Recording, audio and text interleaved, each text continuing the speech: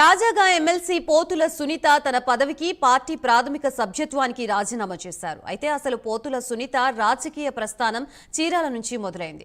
2014లో చీరాల ఎమ్మెల్యేగా టీడీపీ తరపున పోటీ చేసి ఆమంచి కృష్ణమోహన్ పై ఓటమి చెందారు. తదుపరి 2016లో టీడీపీ ప్రభుత్వంలో ఎమ్మెల్సీగా పనిచేస్తూ 2019లో వైసీపీ అధికారంలోకి రాగానే టీడీపీ సభ్యత్వానికి పదవికి రాజీనామా చేసి వైసీపీలో చేరారు.